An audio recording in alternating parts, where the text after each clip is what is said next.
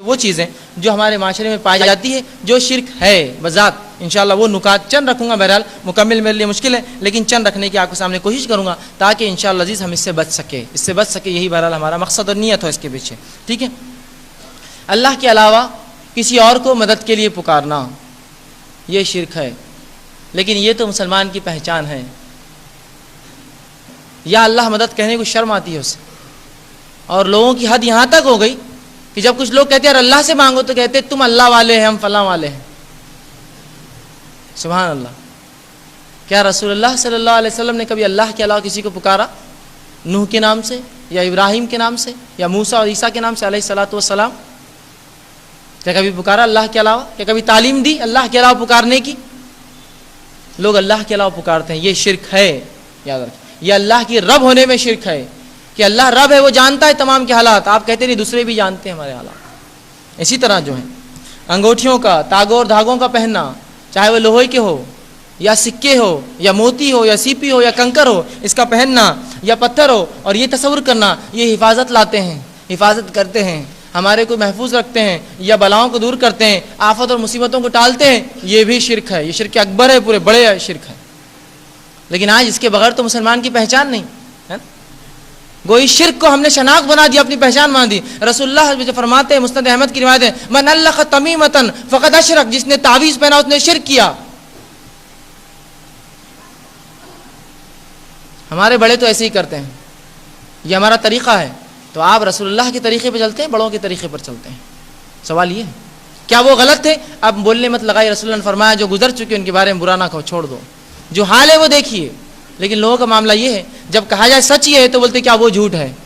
ان کی مثال ایسی ہے، کوئی کہے امپیریل لانس میں ایک پروگرام رکھا گیا ہے 10 روزہ، آپ کہیں گے وہ فلاں ہال میں نہیں ہے، بھائی نہیں ہے امپیریل میں ہے نا، نہیں فلاں ہال میں نہیں، ارے بھائی نہیں امپیریل میں ہے۔ جب یہ بتا دیا گیا تو اب وہاں نہیں ہے، وہاں نہیں ہے، وہاں نہیں، بولنے کی ضرورت نہیں ہے اس کو۔ اب وہ غلط تھے کیا، وہ غلط تھے کیا، وہ اب سب کو غلط بول کے اب سچ ثابت کروں میں، جبکہ سچ بول دیا گیا تو سب غلط ہے، سمجھ جائیے، اصول بتا دیا گیا۔ لیکن آج تاگے، دھاگے، سیپی، موتی، کنکر، ان کی کیا بساط اور کیا اوقات۔ ارے یہ تو تاگے دھاگے پھر بھی سمجھ میں آتا ہے، سبزیاں، نیمو، مرچی،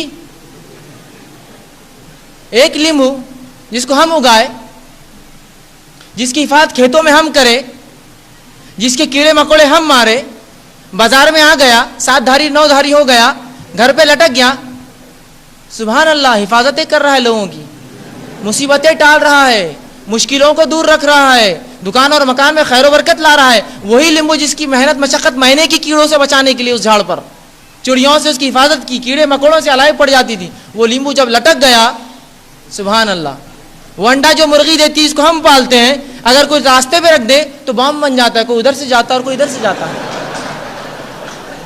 انڈا۔ تعجب ہے، وہ قوم جو اللہ کی ایسی مخلوقات سے ڈرتی ہے، اللہ انہیں ایسی جگہ جھکاتا بھی ہے، اللہ سے ڈر چھوڑ کر ہی ڈر ہے۔ یہی حالات ہے ہماری، یہی حالات ہے، اس قوم کے حالات بتا رہا ہوں، اور کوئی ایسے حالات نہیں کسی گاؤں کے کسی قصبے میں یہ واقعہ ہوا، یہ آج نکل یہ اس بستی سے لے کر یہاں سے وہاں تک یہ چیز عام ہے، عام، جبکہ رسول اللہ صلی اللہ علیہ وسلم نے اس کو شرک کہا۔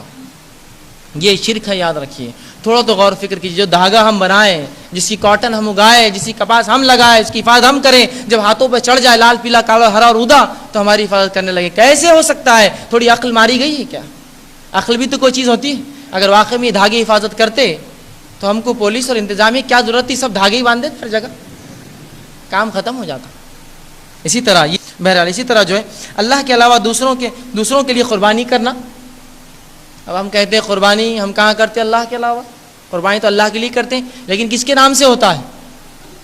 محلوں میں بستیوں میں بکریاں چھوڑ دیے جاتے ہیں، ارے بکرا ہاتھ مت لگاؤ فلاں کا ہے، وہ اللہ کے نام لے کے ذبح ہوتا ہے، لیکن نیت کیا ہے، کس کے طرف منسوب ہے، وہ اس کا ہے، وہ اس کی قربانی، یہ بھی شرک ہے۔ تو ایسے جانوروں کی قربانی کرنا، چاہے وہ زندہ ہو یا مردہ انسان ہو، جس کی نیت سے یا نام سے کرنا، یاد رکھیے یہ بھی شرک ہے، اور یہ شرک اکبر میں سے ایک قسم ہے، بڑا شرک ہے، یاد رکھیے، ٹھیک ہے۔ اسی طرح جو ہے اللہ کے علاوہ کسی اور کی قسم کھانا، رسول اللہ صلی اللہ علیہ وسلم نے فرمایا اس نے اللہ کے علاوہ کسی قسم کھائی اس نے شرک کیا، تو اللہ کے علاوہ کسی کی قسم کھانا یہ بھی شرک ہے، یہ بھی شرک ہے۔ 5 منٹ یہ بھی شرک ہے۔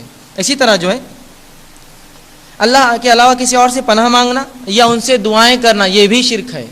اللہ کے علاوہ کسی اور سے پناہ مانگنا یا دعائیں کرنا، چاہے اولاد کی ہو، تھوڑی سی اگر ایک مسلمان قرآن و سنت کی تعلیم حاصل کرے اور اس کا مطالعہ کرے تو یہ پتہ چل جائے گا کہ اللہ کے علاوہ کوئی نہیں جو آپ کی دعائیں سنتا ہے، چاہے اولاد کی ہو، مصیبت کی ہو، پریشانیوں کی ہو۔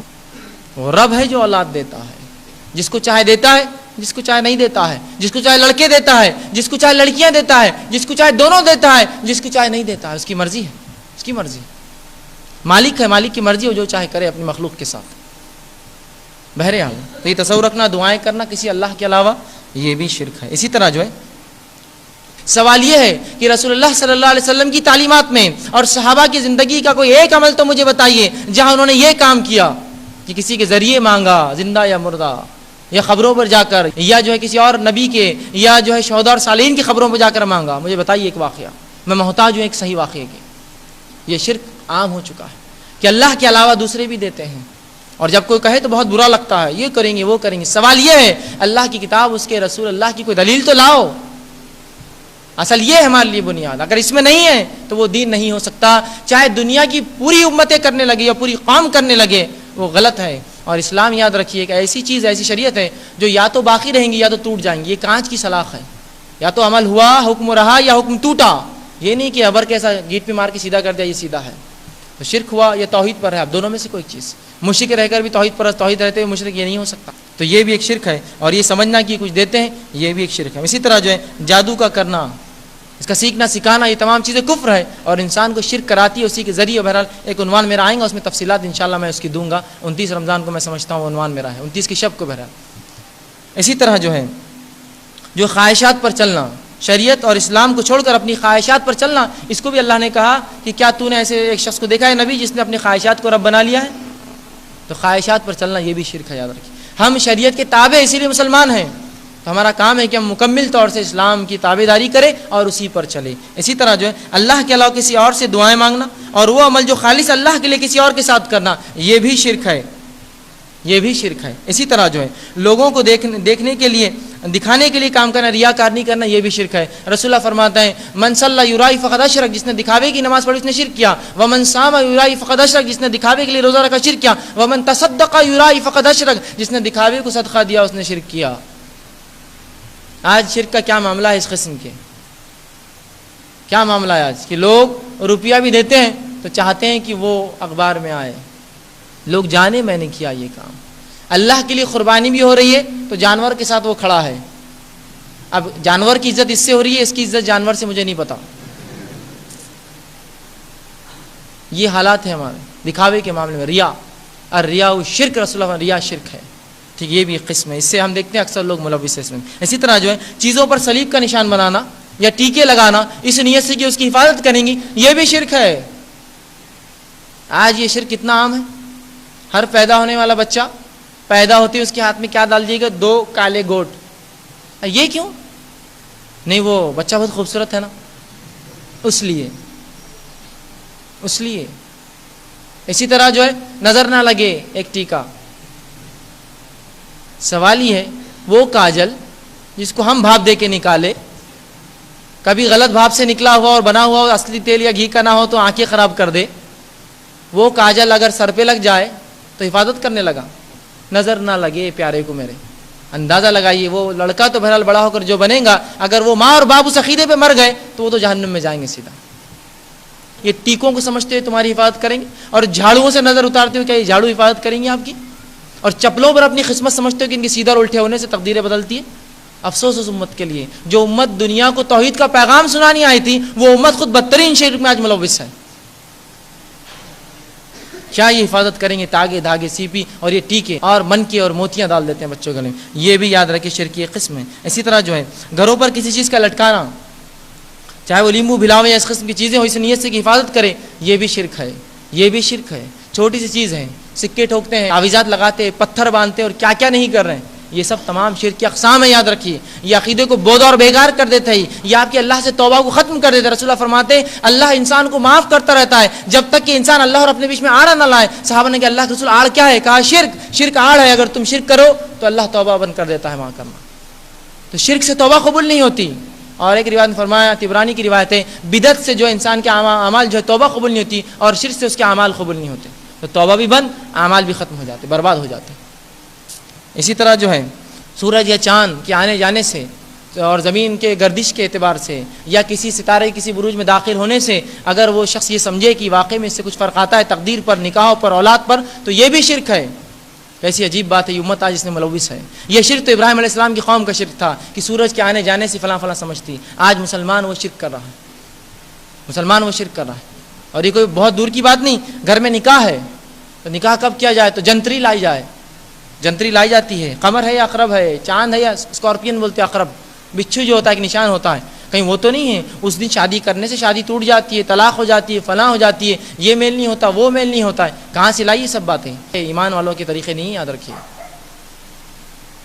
تو یہ سمجھنا سورج اور چاند کے آنے جانے سے، گردشوں سے کچھ تقدیر پر یا معاملات پر یا حالات پر فرق ہوتا ہے، یہ بھی یاد رکھیے شرک کی قسم ہے. اسی طرح رسول اللہ فرماتے ہیں بدشگونی شرک ہے. بدشگونی، فلاں کام کرنے سے اب مت کرو اس لیے کہ فلاں ہو جائیں گا، یہ بھی شرک ہے. رسول اللہ فرماتے جس نے کسی بدشگونی کی وجہ سے کوئی کام نہیں کیا اس نے بھی شرک کیا. اور بدشگونی نکالنا ہم دیکھتے ہیں آج کے معاشرے میں عام چیز ہے. شروع کرو، اچھا عام چیز ہے اس معاشرے کے اندر. تو بدشگونی مت نکالیے، یہ بھی بڑا جو ہے سنگین گناہ ہے. تو بہرحال یہ چند باتیں تھی مختصر سی جو میں نے کوشش کی آپ کے سامنے شرک جو چلتا ہے وہ رکھوں. بس ایک چیز آخر میں کہوں گا، شرک یہ دنیا کا سب سے بدترین گناہ ہے. اس کے لیے اللہ سے اپنے توبہ کرے اور کبھی جو ہے اس زندگی میں نہ کرے. خود کو بھی اس سے بچائے، اپنی آل اولاد کو بچائے، اپنی نسلوں کو تعلیم دے توحید پر رہنے کی، اور اللہ سے ہمیشہ دعا کرے اے اللہ جو شرک ہوا ہے اسے معاف کر، اور آنے والی زندگی میں ہم سے تمام قسم کے شرک کھلے اور چھپے سے ہماری حفاظت کر، ہماری نسل اور آل اولاد کی اس سے جو ہماری حفاظت کر، اور جو ہمیں جب تک زندہ رکھے ایمان اور اسلام پر جو ہے زندہ رکھ، اور ہمارا خاتمہ ایمان اور توحید پر ہو. یہ دعا اپنے رب سے جو ہے ہمیشہ کرتے رہنا چاہیے. اور ایک شرک جیسے قبیح اور بدترین گناہ سے اپنے آپ کو اور اپنی نسلوں کو بچائیے، جو کہ آج اس معاشرے میں ناسور کے جیسا یا دیمک کے جیسا لگ چکا ہے، جو لکڑی کو کھا رہا ہے. بہرحال اللہ سے آخر میں دعا کروں گا اللہ رب العزت کہنے سننے زیادہ عمل کی توفیق دے، جب تک زندہ رکھے اسلام اور ایمان پر زندہ رکھے، اور ہمیں توحید پرست بنائے، اور شرک کی ہر قسم سے ہماری حفاظت کرے، ہماری نسلوں کے اس معاشرے کی حفاظت کرے، اور تمام انسانوں کو توحید کی جو ہے سمجھ دے تاکہ وہ توحید پر چلے، توحید پر رہے، اور ہمارا تمام کا خاتمہ توحید پر اور ایمان پر ہو. وآخر دعوانا الحمدللہ رب العالمین. سبحان ربک رب العزت عما یصفون وسلام علی المرسلین.